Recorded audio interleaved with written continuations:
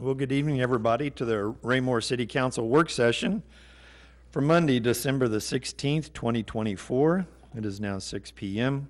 We have one item to discuss on our agenda this evening, and that is the sales tax discussion that was started at our last work session. So I'll turn it over to Mr. Fearborn. Thank you, sir. The purpose of tonight's meeting is to finalize what we will be bringing to you formally next week as far as ballot language is concerned within the ordinance. Want to start off before I hand Mr. Zer's opinion letter out that I've spent about 2 weeks thinking about this and talking with many of my colleagues across the state, some PR people, internal advisors, and I'm going to be changing my recommendation to you all tonight on this particular item.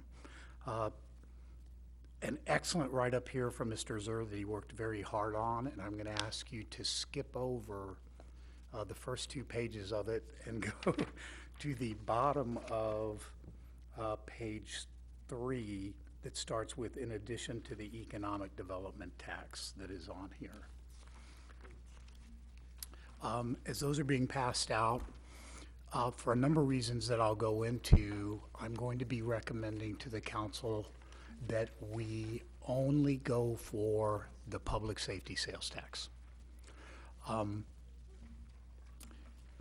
For 2 years now, the council has heard me talk about, relative to the landfill, the importance of looking at the tip of the spear and sticking with the tip of the spear. The summary that I have for you all is that I worried that going for 2 issues that are radically different is going to dilute the message of each. Diluting the message of each could lead to the electorate going, I'm going to choose between one or the other of these and ranking them. In which case, our one shot at each of them, if one loses and one wins, the one shot is now gone for a period of time. My recommendation is that we do the priority of the sales tax for public safety first. Then that leads us to the inevitability of the need for the bond issue for the Justice Center that we've been talking about for years. And I am recommending that the sales tax that you all go for goes from 1/8 to 1/4 cent, which we're still behind everybody. We end up with its success. We will end up with the one officer that you all approved within the budget for fiscal year 25. We would end up with 8 officers and the necessary equipment because with the 8 that was 4, this would mean 8 additional officers to the 1 for a total of 9 officers. I believe that we would be able to prove up with a nearly 33% increase in our boots on the ground police force the need for additional space for a Justice Center, which is already there now, but I think it tees us up. The old school district formula, for those of you who are in that field or were in that field, was you build a building and then you figure out how you're going to staff it. This would actually be the reverse of that. We would have the staff and we would have a desperate need for where we were going to put them to have it be effective. So we sweep the near-term police department issues off the table with the bond issue and the sales tax passage. Then we immediately come back with, and when you get to it at your leisure and you're reading about the economic development sales tax that we would be using to fund 58, we have a great message for our public with that particular item that we can focus on after we get the police department issue off the table. There's some really neat things in the whole economic development sales tax that we could use for strictly in fact, MoDOT recommends it for using it for things like 58, but I would recommend that that be put off. The other reason that I would recommend that it be put off is by the time we would get to it in 2 years, the TIF for Galleria and the TIF for Culver's will be swept off the table. And we will be collecting all of that sales tax. We will have a better idea for 58 of exactly what we need relative to improvements on 58 and the source of funds through the additional collection of sales tax for that. Could possibly come back instead of an eighth with only a need for a 16th of a cent on that, which would be a further selling point for it if we just can wait. What are we going to do about 58 in the interim, you would ask, because it's a need. The council has funded, we'll be talking about this later in executive session, the council's additional funding using available fund balance of street preservation items. We have almost $3,600,000 for this year's expenditures in street preservation and curbs. I would be recommending to the council, and I've got Public Works working on the numbers now, not a reconstruction, not a street preservation, but a very intense maintenance program for 58 Highway for the 1.5 years until we can, the 2 years until we can get to sales tax issue for up there. Perhaps out of that $3.5 million, carving off a set $200,000, which is very intensive material for a maintenance program on 58 until we can get to the sales tax. But I'm going to strongly recommend to the council that we simply look at the tip of the spear and the most urgent need. They're both needs, but the most urgent need, which is our police department at this time. Mr. Zur has done a very nice write-up for both of them. Again, his recommended language and the legal ability to go for the public safety sales tax is founded in statute 92-500. As he states in here, we can go up to 1/2 cent over time on this tax. We would only be asking, again, for the 1/4 cent at this time. The ballot language, of course, when we put this together still was at the 1/8 cent. Basically, some of the imperative portions within here that we had talked about last time, sole purpose of providing revenues for hiring, paying, equipping, and training new police officers. It will not be commingled with non-public safety funds and shall not displace current funds budgeted for public safety. We've actually stolen that from Odessa, which they went for an issue, and this was actually their single-page flyer for it. We're going to probably be modeling ours because it puts a whole lot in a really small space, but within the effort that we would be putting in to go for this particular sales tax, the 1/4 cent sales tax will only be used to fund public safety needs, will not replace the public safety budget, and cannot be commingled with non-public safety city funds, period.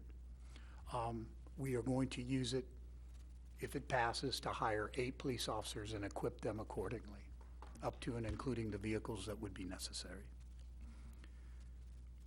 That concludes, and then, we had been asked to include and give you, if you so choose to do a sunset on this.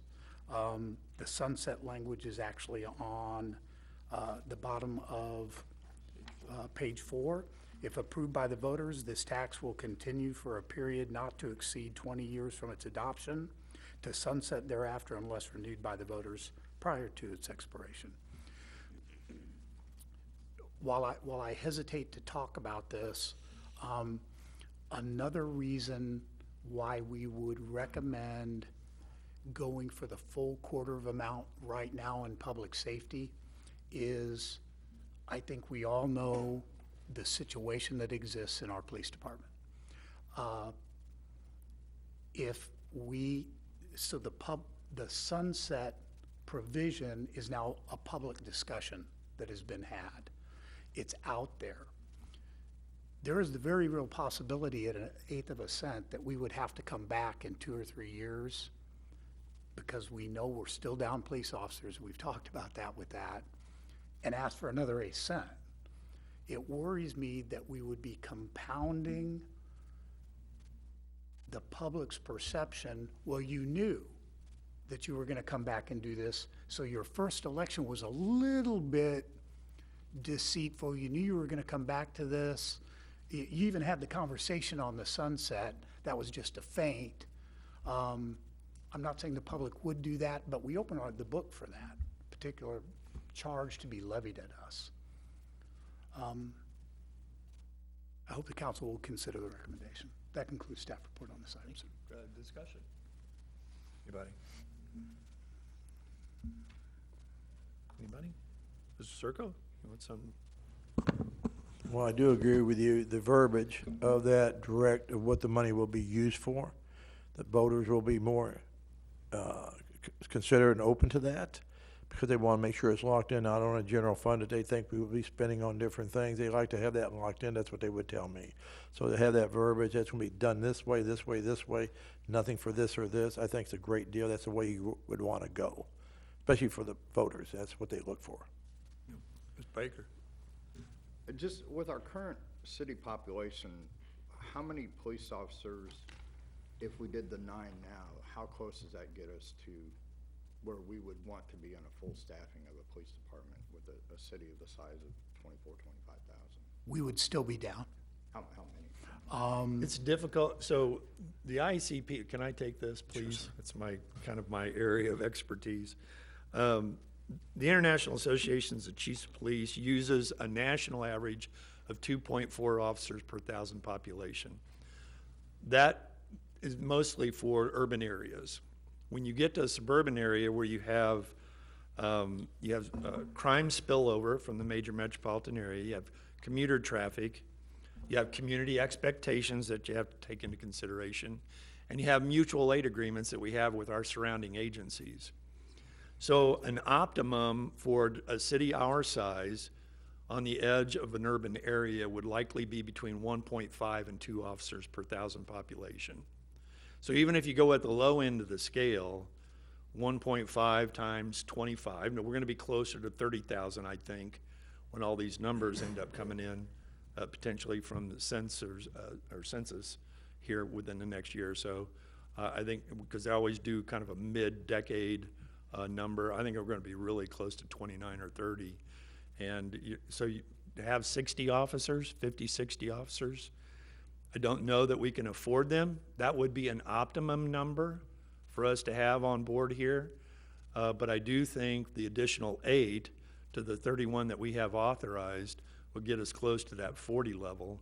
And then maybe, depending upon the size of the quarter-cent sales tax and how our potential growth for our community goes, we might be able to actually add more as time goes on. Sorry. No, sir. The mayor and I actually had this conversation, we are not disagreeing with each other at all. It is, when you get to, we know we're behind by those numbers, I would put forth that those numbers are really simplistic because you're going X per 1,000. It is much more complex than that and actually leads to, you have power shifts, you have overtime issues, you have that actually I think would increase those numbers when you're thinking about all of the complexities that go with a department that has the kind of demands and a growing city that we have where there are a number of other issues besides per 1,000 that get added onto that. I would actually put it at the higher number when you're looking at something like that, when you consider all of the variables, sir. Tom? Just real quick, When I was at Grandview Police Department, their population is 24,000, and we had anywhere between 55 to 60 officers on the department there. Now, it's a different type of community than what we've got here, but those are the numbers that we were trying to operate with. We complained all the time about being shorthanded and there's too much work and we need some help. But again, we run the same problem they're running into here. Well, we don't have the money. The beauty of having, so when we have the sales tax growth that is going to come from the TIFs falling off, and the natural sales tax growth that we will be seeing, the beauty of having a dedicated fund to it is that we're not trying to figure out a way to carve out to get an officer out of the general fund, another officer out of the general fund. The sales tax that is in place for this applies across the board for everything. The growth applies just to this. So those as the fund is growing, we're able to put additional officers on in addition to the 8 that are going to be funded out of this. Kevin, did you have anything? I did have a question. Didn't the county do something, dedicated sales tax a few years back? They did. Okay. Yeah, they sure did. They use it for an assortment of items other than just personnel. They had a whole array of equipment that they purchased. They have those grapplers on their cars down there for the high-speed chases. There's a lot of specialized equipment that they ended up adding to their repertoire. Yep, exactly, and personnel as well.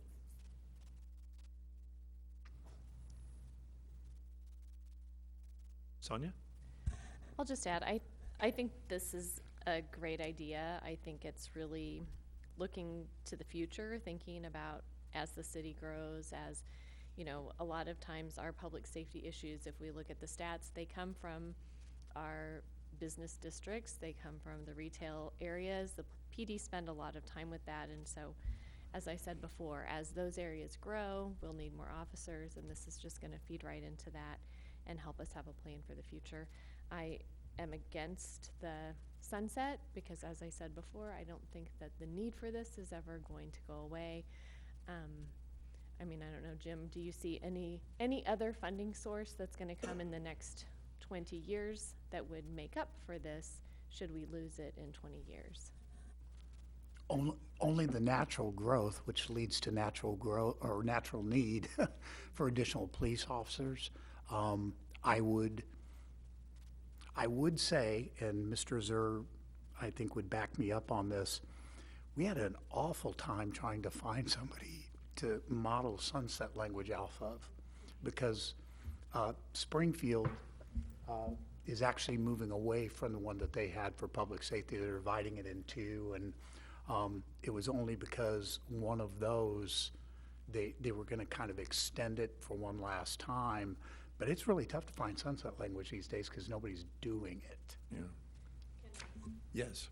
And just to add to that, I think over and over we do hear from the community that their priority is safety, a feeling of safety, the reality of safety in our community. And so it seems like this is something the community would support based on information we have that we get from them about this safety being a priority, and the support that the police department gets from people in our community.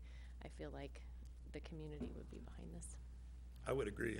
The conversation on the use tax centered around, well, it failed because it wasn't just public safety. I mean, you can hear that on more than one occasion when you talk to people about why the use tax might have not passed. So I do believe that this, without a sunset, is an appropriate measure to take to our community, because you're right, the need's never going to go away. And if we were ever able to get or fell behind the curve further than what we are now, catching up will be horrendous. And I think that's when crime trends begin to spike. Yes, sir. Thank you. I would agree. The sunset, putting that clause in there would assume that in 20 years, our population would be stagnant. We wouldn't be growing any further. And I think that's farther from the truth. I think we're gonna see our population really start, as commerce comes around and, Raymore expands a little bit. I think, our population is gonna grow. So I think that need is going to always be there. I don't think it's gonna stop in 20 years.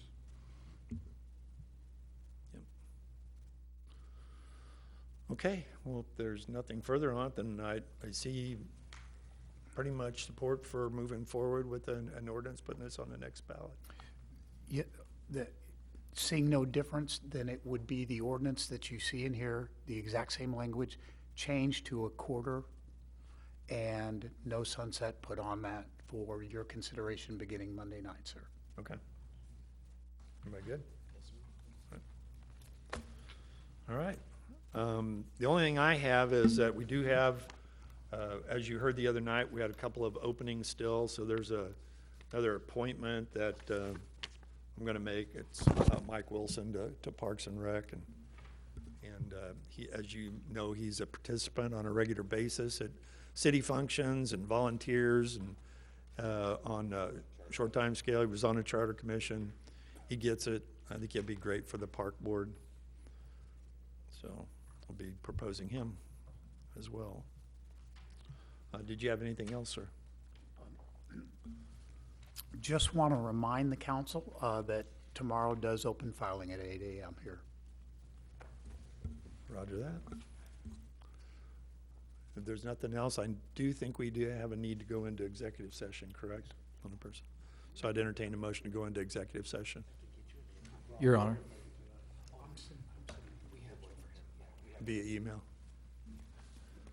Your Honor, Yes, Mr. Holman. I move that we enter into executive session to discuss personnel matters as authorized by Missouri Revised Statute, State of Missouri 610.021 subsection 3. Thank you, sir. Is there a second? Yes, I'll second. Thank you, ma'am. Motion's been made and seconded to move into executive session. Can I have the roll call, please? Councilmember Abdelgawad. Yes. Councilmember Baker. Yes. Councilmember Circo.